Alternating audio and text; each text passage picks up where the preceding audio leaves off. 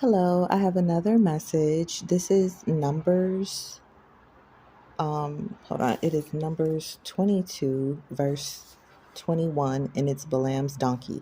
Now, this um particular book of Numbers was given to me to look at because I had previously asked a question to God because I was just going over some things, that was coming to me about individuals, okay, who have experienced being done wrong by other people who either they don't even know, they don't talk to, or that they have never done anything to.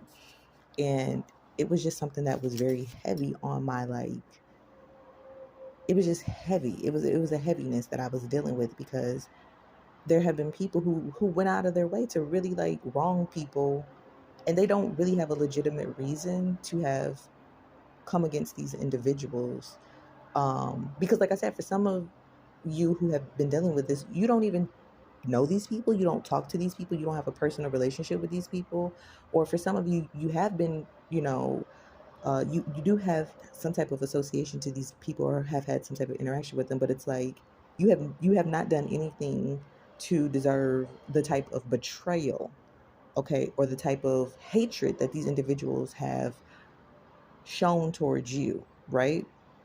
Either you've been nothing but good to these people, or you have been maybe neutral, you know what I'm saying? Like you've been um like take them or leave them type of energy. Like you've really shown no type of anything to these people, you know what I'm saying? Like you haven't shown like I like you, I don't like you. Like you've been indifferent, okay, that's the word I'm looking for. You've been indifferent, you know what I'm saying? So it's like it's interesting that people have been so pressed and so bothered by you, either who you've been really good to, or you haven't done anything wrong to these people, or it's just people who are really pressed, really bothered by you to the point where they hate you, and you don't even know these people, okay, and they don't even know you. But this is the verse that came to me. So it's Balaam's donkey. So Balaam got up in the morning, saddled his donkey, and went with the princes of Moab. But God was very angry when he went, and the angel of the Lord stood in the road to oppose him. Balaam was riding on his donkey, and his two servants were with him. When the donkey saw the angel of the Lord standing in the road with a drawn sword in his hand, she turned off the road into a field. Balaam beat her to get her back on the road.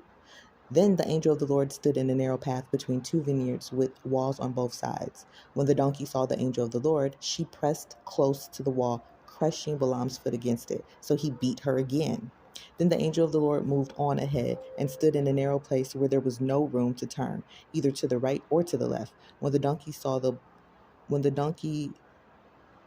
angel of the Lord, she lay down under Balaam, and he was angry and beat her with his staff. Then the Lord opened the donkey's mouth, and she said to Balaam, "What have I done to you to make you beat me these 3 times?" Balaam answered the donkey, "You have made a fool of me. If I had a sword in my hand, I would kill you right now." The donkey said to Balaam, "Am I not your own donkey, which you have always ridden to this day?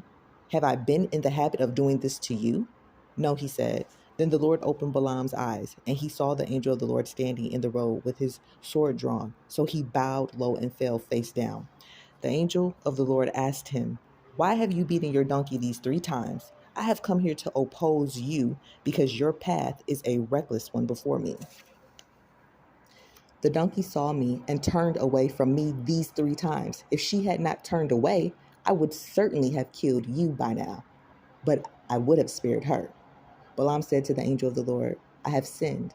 I did not realize you were standing in the road to oppose me. Now, if you are displeased, I will go back." The angel of the Lord said to Balaam, "Go with the men, but speak only what I tell you."